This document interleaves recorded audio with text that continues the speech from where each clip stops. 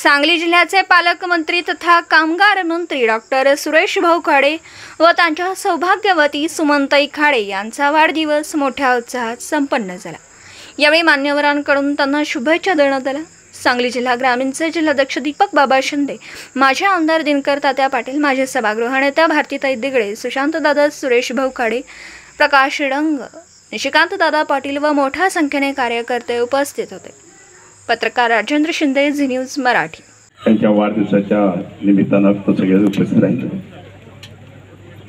आमचे नेते दीपक बाबा इथे उपस्थित आहेत, आमचे जिल्ह्याचे अध्यक्ष दादा इथे आहेत, प्रकाश डंग आहेत, सरडा साहेब आहेत, राजे आहेत, आपले औटी साहेब आहेत, दादाने आता भाषणामध्ये ते आहेत, बाकी आमचे भीमराव आहेत, इकडून आमचे दादा आहेत, गिरीश भाई आहेत, बाकी सर्वजण इथं भैया आहेत, मेंढे साहेब आहेत, करण आहे, व्यासपीठावरील सर्वच मान्य सुमिता मोरे आहेत शिवसेनेच्या। आज जर व्यासपीठ बघितलं तर आयुष्यातली कमाई काय असते, ही कमाई आयुष्यातली असते, ही पैशानं कमाई येत नसते कधी। आज बघितलं तर सर्व पक्षाचे लोक, माझ्यावर प्रेम करणारे लोक आतुरतेने सगळे इथं उपस्थित राहिले, त्याबद्दल मी तुम्हाला सगळ्यांना धन्यवाद देतो। आता वाढदिवस आहे म्हणून जायचं आहे का प्रेमापोटी यायचं आहे, पण तुम्ही प्रेमापोटी सगळेजण इथं आला। आज आपण एवढ्या मोठ्या संख्येने सगळे इथं उपस्थित राहिला। मी काही जास्त बोलणार नाहीये, कारण माझ्याबद्दल सगळ्यांनीच थोडं चढून उतरून सगळेच बोलले। पण खरी परिस्थिती आहे की आपण ज्यावेळी राजकारणात आलो त्यावेळी निश्चित होतं की राजकारणात आल्यानंतर आपल्या हातून सकाळी आपण ऑफिस आलो किंवा सकाळी दिवस उघडल्यानंतर आपल्या हातून काहीतरी 2-1 गरिबांची कामं व्हावी, तो आपला दिवस सार्थक लागतो। ह्या उद्देशाने आपण काम करतो। अजून काही लोकांना माहित नाही की मी आलो कुठून। काही लोक अजून म्हणतात, भाऊ तुमचं गाव कोणतं, अजून विचारलं मला। माझं गाव तासगाव तालुक्यात पेड गाव आहे, दोन्ही मतदारसंघात गाव नाही। हा 288 आमदारांमधला इतिहास आहे। आणि ह्या सगळ्या गोष्टी आपण करत असताना निश्चितच आपण आज पेडगाव असलं तर सकाळी मी इथले कार्यक्रम आवडले आणि मी आईकडे गेलो। आई माझी आजच 99 वर्षामध्ये पदार्पण केलं आणि तिला ते मी पुष्प दिलं होतं की तुझाही आज वाढदिवस साजरा करावी लागला। तिचे आशीर्वाद घेतले। एका पत्रकारानं मला विचारलं, तुम्ही सगळे इथले कार्यक्रम सोडले, तुम्ही पेडला आईकडे कसं काय गेला? म्हटलं त्या देवाचं दर्शन केलं की सगळ्या देवाचे दर्शन बाबा होतात रे, म्हणून मी पेडला गेलो। आणि हे सगळं करत असताना हे स्वप्न कधी झालं, जतमध्ये मी कसा आलो, काय आलो, त्याच्या इच्छा सगळ्यांना माहिती आहे। तिथून मग मिरजत कसा आलो, मिरजत आपल्या लोकांनी सगळ्यांनी आशीर्वाद दिले, 3 वेळा निवडून दिलं मला इथून। काही प्रसंग सांगितले असते, ते प्रसंग अजून सांगायला लागलं तर अजून खूप प्रसंग माझ्याकडे आहेत की जेणेकरून आपण कुठून आलो, कसा आपण कामगार झालो, कामगार मंत्री झालो, पालकमंत्री झालो। आमच्या स्वप्नात तर आम्हाला पालकमंत्री मिळेल असं कधी वाटलं नव्हतं बाबा। ते इस्लामपूर, वाळवा, कडेगाव, कडेपूर ह्यात ते फिक्स असायचं। पण पक्षाच्या वरिष्ठांचाही धन्यवाद मानायला पाहिजे त्यांना की त्यांनीही आपल्याला एवढ्या कोपऱ्यात न्याय दिला। एक कामगार मंत्री केलं आणि कामगार मंत्री ह्या जिल्ह्याचं पालकमंत्री केलं। पालकमंत्री केल्यानंतर काय करायला पाहिजे, पक्षाने दिलेली धुरा आहे, पक्ष वाढला पाहिजे, पक्षाबरोबर माझा मित्र पक्ष सगळे वाढले पाहिजेत, माझे मित्र मंडळी वाढली पाहिजेत।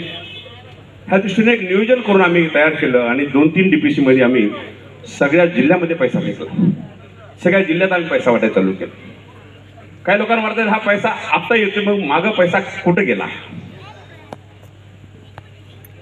मग मला माहित नाही कुठे गेला, पण निश्चितच जो माझ्याकडे पैसा आला जिल्ह्याचा सगळा, ज्यावेळी जिल्ह्याची आली त्यानंतर निश्चित केलं की आपल्याला फक्त मिरजचाच विकास करून चालणार नाही, आपल्याला विस्तारानं काम करायला लागेल। आपण पालकमंत्री आहोत आणि त्या दृष्टिकोनातून आपण सगळ्या जिल्ह्याचा विकास केला पाहिजे, ह्या दृष्टिकोनात भूमिका बजावली। वाढदिवस एक निमित्त आहे। आज वाढदिवस म्हटले तर निम्मा महाराष्ट्र आज एक सावर आहे। एक सहा सगळ्यांचे वाढदिवस एक सहा। वाढदिवस निश्चित काय आहे माहित नाही कोणालाच, का माहित आहे? पण एक सा केल्यानंतर एक गोष्ट असते की आपल्या बरोबर बोलावं, आपल्यावर चर्चा करावी, एक संघटक असावं, आपल्या सुखादुखामध्ये आम्ही सामील आहोत, तुम्ही आमच्या दुःखामध्ये सामील व्हावं, ह्या दृष्टिकोनातून आज आपण एक गेट टुगेदर हा कार्यक्रम इथं आयोजित केलेला आहे। बरेच उपक्रम राहिले. मगाशी सरदारसाहेबांनी सांगितलं की राम मंदिर बनवलं आपण. सरदारसाहेब एकदा मी मोदी साहेबांची क्लिप ऐकली आणि क्लिप ऐकल्यानंतर मला डोक्यात माझ्या प्रकाश पडला की हे राम मंदिर बनवलं, एवढं सुंदर बोलले मोदी साहेब. पण मी पालकमंत्री म्हणून मी जिल्ह्याला काय देऊ शकतो हे डोक्यात संकल्प आली 1 महिन्याच्या अगोदरच. आणि आम्ही प्लॅन केला, कार्यकर्ते सगळे बोलवले, आम्ही नेते मंडळी बोलवले आणि आम्ही ठरवलं की आपण एक राम मंदिर बनवायचं.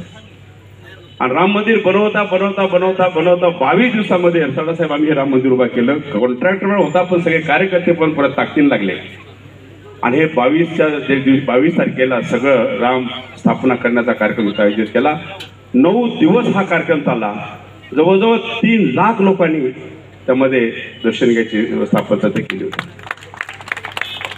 असे उपक्रम आपण राबले आणि राबवत असताना आपल्या सर्वांचे आशीर्वाद सगळ्यांच्या आणि सहकार्य तुमच्या माझ्या पाठीशी आपण राहिलं म्हणून तरी करता आलं मला.